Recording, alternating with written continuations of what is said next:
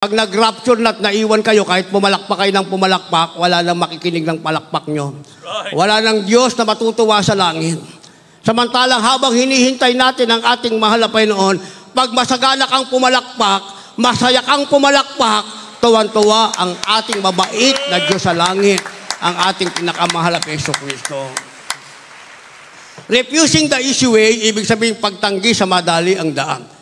Itong nating nabasa sa Daniel chapter 1, verse 12 and verse 15. Nang ang Israelite ay nabihag at sila ay nasa ilalim ng paghahari ni King Cyrus, mga minamahal, pumili sila ng mga kabataan.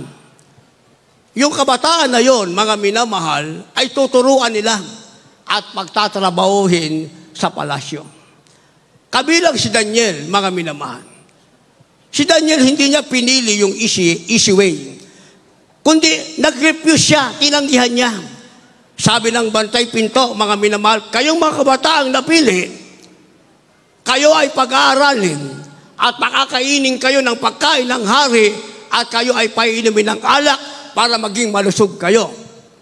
That is the easiest way sa kanila para lumusog. Kasi yun ang pagkain ng hari. Nag-refuse si Daniel, mga minamahal. Ang sabi ni Daniel, bantay pinto, ayaw namin kumain ng pagkain ng hari at alak ng hari. Ang ibigay mo lang sa amin, gulay at tubig. Sabi ng bantay pinto, ilalagay mo ang aking ulo sa pagkapahamak dahil siguradong hindi kayo magiging malusog. Si Daniel ayaw ng easiest way. Ang gusto niya, paraan ng Diyos. Kaya tinanggihan niya, mga minamahal, yung inaalok na mabilis na paraan para sila lumusog. Dahil ayaw niya mabahiran ang kanyang pagkaloob, taong pagkaloob, mga minamahal, ng pagkain ng haring malupit, makasalanan. Ang gusto niya, ang ilalagay niya sa kanyang kaloob-looban ay pagkaing dalisay na kakalugod sa ating mahal na Panginoon. Kaya pinili niya ang tubig at pinili niya ang tinatawag na gulay. Ang sabi ni Daniel, pagkatapos ng 10 araw, subukin nyo kami. Pagdating ng 10 araw, mga minamahal, sila ang pinakamalusog, ang kinain ng gulay at tubig, at sila ang pinakapulang pisngi nang sila'y subukin. Sila ang pinakamatalinong humarap sa haring Cyrus. Kasi nag-refuse sila sa easy way. Hindi ba? Minsan meron tayong ganyan kasing ugali. Ay, ito, easy ito. Easy ito, easy. Hindi ba? Gusto natin magpagamit sa mga easy lang. Gusto natin easy. Walang proseso. Hindi tayo tumatagal kasi walang proseso eh. Di ba? Pag gusto mo maglingkod sa Diyos, gusto mo magpagamit sa mahal na Panginoon, may proseso yan, mga minamahal. Hindi ka pwede naka-uniforme na lamang, walang proseso. Nandiyan ka na. Kahit naman kami, mga minamahal. Hindi naman kami bastang tumayo, mga minamahal. Katakot-takot na fasting. Yung nga, noong panahon na yun, hindi nga uso kain. Walang Pasko sa amin, walang bagong taon sa amin, mga minamahal. Mas maganda sa amin ang nasa tuhod ng pag-ayuno. Namin kami ng ating beloved Lord Evangelist. Nasa na yung mga prayer warrior natin, mga preacher. Ando po mga pastor, nagsipag-ayuno. Paskong Pasko at saka bagong taon, mga minamahal. Hindi pwedeng easiest way. Gusto ko magpagamit sa Panginoon. Fasting ka na 10 araw. Hindi ko kayang gawin yan eh. Hahanap ngayon ng baker. Makita mo, andyan na. Paano ka napunta dyan? Wala kang kapangyarihan. Kasi nasa easiest way ka. Gayahin natin si Daniel, mga minamahal. Ngayon, meron ng magic sarap. Panahon ni Daniel, walang magic sarap. Siguro yung gulay, nilaga lang. Walang mineral water. Siguro yung tubig na Daniel, kinuha lang sa balon. Pero sabi ng banal na kasulatan, dahil nag-refuse siya, tumanggi siya sa easiest way, sila ang kabataang pinagpala ng ating mahal na Panginoon. Sa araw ng linggo, mga minamahal. Amen? Sa araw ng linggo, yan sinasabing, ang mga Kristiyano ay magmamarcha. Luzon, Visayas, Mindanao, at galing sa ibang bansa, sabay-sabay tayong magmamarcha. Saan tayo pupunta? Sa isang lugar na kung saan ay ipagdiriwang ang kaarawan ng ating beloved Holy Evangelist Mel de Almeida, the end-time prophet of our loving God, the true man of God, na nalangin sa atin na tayo'y kinabagan ng ating pinakamamahal na Hesus Kristo. Dahil sa panalangin ng tunay na tao ng Diyos, tayong lahat ay pinagpala ng ating mahal na Panginoon. O hindi basta-basta, sama ako dyan. Nag-ayuno ka na ba? Meron ka ba nagawang sakripisyo? Sa pagpapalang meron ka, tumakyas ka na ba para maidagdag sa gastusin ng banal na iglesia? O gusto mo lang makisama sa marcha ng Kristiyano? Spiritual journey ito sa araw ng linggo, mga minamahal. Spiritual journey. Hindi tayo basta nakarating dito sa araw ng linggo. Darating dato, full of anointing, makikisa, ano ba nakalagay ng panahon, narito tayo, magpupuri sa ating pinakamamahal na Hesus Kristo. Ano mang oras tayo matapos, may galak ang ating puso, hihintayin natin ang katapusan ng gawain na uuwi tayong taglay ang pagtatagumpay galing sa ating pinakamamahal na Hesus Kristo. Hindi pwede tayo na sa easiest way, mga minamahal.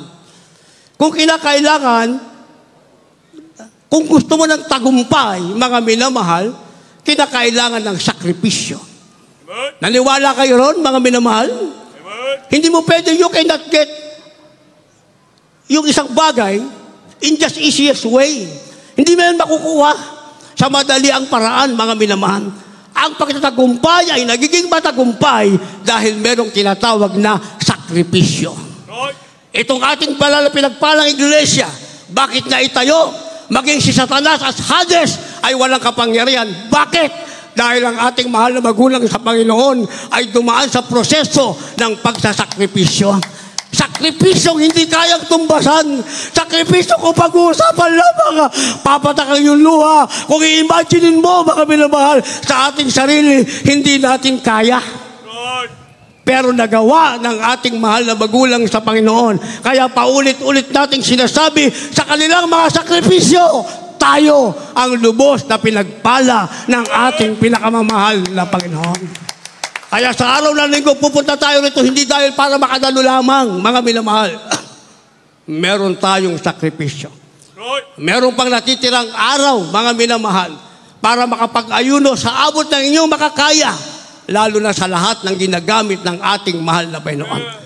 Walang dahilan, mga minamahal. Walang dahilan. Walang dahilan din. May trabaho kasi ako eh. Hindi kasi second month ko na ngayon eh. Maraming dahilan eh. Kung saan ko na mag-rapture, may dadahilan mo. Kung saan ko na mag-rapture, may dahilan ka pa ba? Yung bang trabaho mo, idadahilan mo pa? Yung pagiging 2 buwan mo, idadahilan mo pa? Naiwan ka na sa rapture? Wala nang dahilan. Pero kung walang dahilan, ginawa natin ang kalooban ng Diyos, magkakasama tayo, mga minamahal, nag-refuse sa easiest way, sumama tayo sa sakripisyo, tayo ang tatanggap ng gantimpala ng ating malapay noon. Kung hindi pa mag-rapture, mananatili tayo sa sinasabing spiritual journey. Bakit? Dahil ang Diyos, mga minamahal, hindi niya kinalilimutan ang kahit maliit mong ginawa, alang-alang sa ating pinakamamahal na Panginoong Kristo. O kailangan natin ng volunteer, mga minamahal. Napakaraming pangailangan, yung mga cook, mga minamahal, yung mga buhat dito. Kung wala kayong ginawa sa inyo, nag-YouTube lang kayo ng YouTube, nanood lang ng nanood, pinalakas na ang mahal pa yung katawan nyo, o punta kayo rito. Dito, buong maghapon, magtatrabaho kayo. Magagamit nyo ang inyong lakas, sasabihin nyo, totoong pinagaling na kayo ng ating pinakamamahal na Hesus Kristo. Ako kaya kong sabihin eh. Mahina talaga yung katawan ko. Ayaw ko lang ipaalam dun sa mga kasama ko. Dahil pag nakita nila ang kasama nila ay mahina, mahina din sila.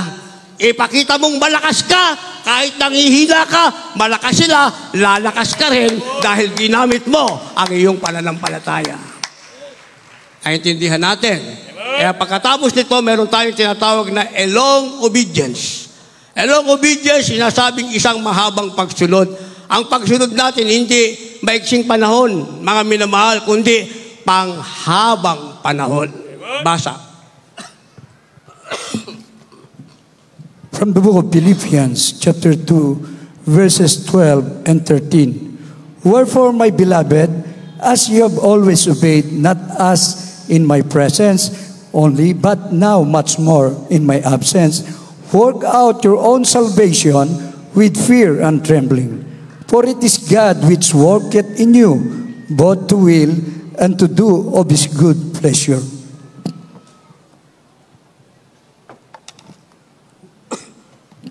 Ito po sa Pilipos, kabanatang 2, talatang 12 at 13. Kaya nga, mga minamahal ko, kung paano inyong laging pagsunod na hindi lamang sa harapan ko, kundi bagkus pa ngayong ako'y wala, ay lubusin ninyo ang gawain ng inyong sariling pagkaligtas na may takot at panginginig.